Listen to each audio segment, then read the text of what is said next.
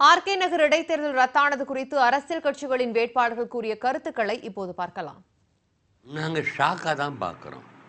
நாங்கள் எதிர்பார்த்தது பணத்தை கொடுத்து ஆட்சி பயன்படுத்தி, ஆட்சியின் அதிகாரத்தை பயன்படுத்தி, கட்சிக்காரர்களுக்கெல்லாம் இந்த 5 லட்சம் தர, 3 லட்சம் வாங்கிக்கோ, 2 லட்சம் வெற்றிவேல் கிட்ட வந்து வாங்கிக்கோ சொல்லி டிமாண்ட் பண்ணுறாங்க. கட்சிக்காரனை விலை பேசுகிறானுங்க. கூலிக்காரனா கட்சிக்காரனை மாற்றுறாங்க. எத்தனை நாளைக்கு இவங்க பணம் தருவ முடியும்? யார் தவறு செய்தார்களோ அவர்களை தகுதி நீக்க செய்ய வேண்டும் என்பது மட்டும்தான். தேர்தலை ரத்து செய்வது அல்ல. தேர்தல் ஆணையம் இந்த தேர்தலுக்கும் பல கோடி செலவு செய்திருக்கிறது. வேட்பாளர்களும் பல லட்சங்கள் செலவு செய்திருக்கிறார்கள். அப்போ அத்தனையும் வீணா? தவறு செய்தவர்களும் தண்டனை எடுங்கள். யார் தவறு செய்தாலும் ஒருத்தர் 2 பேர் செய்கிற தப்புக்கு ஒட்டுமொத்த தேர்தலை எவ்வாறு இவர்கள் ரத்து செய்வார்கள்? அப்படி இல்லை, சரி, திரும்ப 6 மாதம் கழிச்சு தேர்தல் வந்தால் இதே வேட்பாளர்கள் போட்டியிட்டார்கள்னா, அப்போ திரும்ப அவங்க பணம் கொடுத்தாங்கன்னா என்ன நடவடிக்கை எடுக்கும் தேர்தல் ஆணையம்? திரும்ப தேர்தல் ரத்து செய்யுமா? ஆனால் ஒன்று பணம் கொடுக்கக்கூடிய வேட்பாளர்கள் தகுதி நீக்கம் செய்யப்பட வேண்டும். 2வது, இதற்கு இடைத்தேர்தல் என்கின்ற பொழுதுனா அனைத்து அதிகாரிகளையும் மத்திய ஆணையத்தினால் மட்டுமே நியமிக்கப்பட்டவர்களாக இருக்கணும். அது கொஞ்சம் கூடுதல் செலவாக இருந்தால் அதுதான் பண்ணணும். ஏன்னா இப்போ பார்த்தா தேர்தல் இன்னும் பண்ணது ஏராளமான செலவுகள் இன்னும் அரசாங்கத்தில் நஷ்டமாயிருக்கு. இப்போ இந்த 2 விஷயங்களை நீங்கள் கண்டிப்பாக பார்க்கணுன்றது தான். 3வது, நீங்கள் இப்போ இந்த மாதிரி கேவலமான ஒரு நிலையை நோக்கி போய்கொண்டு இருப்பது என்பது இந்த ஜனநாயகத்திற்கு ஒரு ஆபத்தான ஒரு போக்காக மாறி இருக்கிறது. ஆகவே நான் மார்க்சிஸ்ட் கட்சியினுடைய நீண்டகால கோரிக்கையான விகிதாச்சார பிரதிநிதித்துவத்தை இந்திய அரசியலமைப்பு சட்டத்தின் மூலமாக நீங்கள் கொண்டு வரலன்னு சொன்னால் இந்த மாதிரியான ஆபத்து இன்னும் மோசமான நிலைமையில நீங்கள் போகக்கூடிய ஒரு ஏற்பாடு என்பது இருக்கும்.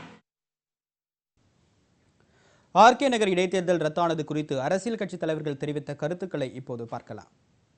இன்று கூட பட்டவர்த்தனமாக நான் களத்தில் 15 நாட்கள் இருந்ததனால் சொல்கிறேன், கண்ணுக்கு முன்னாலே பணம் கொடுத்து கொண்டிருக்கும் பொழுது நேர்மையான எங்களால் எப்படி தேர்தலை சந்திக்க முடியும்?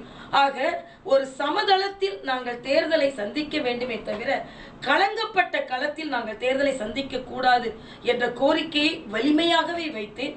அதனால் அதற்கு ஆதாரமும் இருந்ததனால் தேர்தல் ரத்தாகி இருக்கிறது. இதில் எங்கே ஆர்வம், எங்கே ஆட்சி அதிகாரம் என்பதை மக்கள் புரிந்து கொள்வார். ஒரு வேட்பாளர் தவறு இழைக்கிறார் என்பதற்காக போட்டியிட்ட மற்ற வேட்பாளர்களுக்கும் தண்டனை வழங்கியது போல் இந்த நடவடிக்கை அமைந்துள்ளது. குற்றம் இழைப்பவர்கள் மீது சட்டபூர்வமான நடவடிக்கை எடுக்கலாம். ஆனால் பணப்பட்டுவாடா செய்யாத மற்ற வேட்பாளர்களையும் தண்டிக்கிற வகையில் இந்த தேர்தலை ரத்து செய்திருப்பதில் நேர்மையாக தேர்தல் நடத்த வேண்டும் என்பது மட்டுமே காரணம் என்று கூற இயலவில்லை. தேர்தல் ஆணையம் சரியான ஆலோசனையை, சரியான வழியை, சரியான பாதையை காட்டல.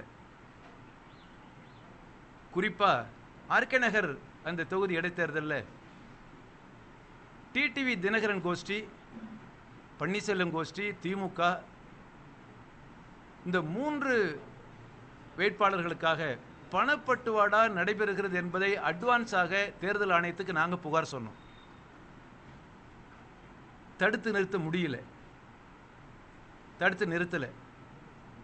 அது தேர்தல் ஆணையத்தினுடைய மிகப்பெரிய தோல்வி. Failure of the election commission. தேர்தலை ரத்து செய்வது என்பது பாரதிய ஜனதா கட்சியினுடைய விருப்பத்தை நிறைவேற்றுகின்ற செயலை நம்முடைய தேர்தல் ஆணையம் செய்கிறது. பாரதிய ஜனதா கட்சி என்ன விரும்புகிறதோ அந்த விருப்பத்தை வருமான வரித்துறை நிறைவேற்றுகிறது, தேர்தல் ஆணையம் நிறைவேற்றி வருகிறது என்பதுதான் மிக யதார்த்தமான உண்மையாகும்.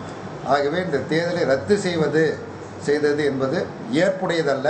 இப்போ தள்ளி வைக்கிறதுனால இனிமேல் திருப்பி ஒரு தேர்தலை வைக்கும்போது இந்த பணம் கொடுக்கப்படுமா இல்லை முற்றுமுழுதாக தடுக்கப்படுமாங்கிற கேள்வி எழுது. ஏன்னா இதுவரைக்கும் இந்த குற்றச்சாட்டை வச்சு ஏற்கனவே ஒரு தள்ளி வச்சோம், பயனில்லை, மறுபடியும் பணம் கொடுத்தாங்க. இப்போ இந்த முறை, இந்த தேர்தல் அமைப்பு முறையிலே ஒரு பெரிய மாற்றமும் சீர்திருத்தமும் தேவைப்படும்.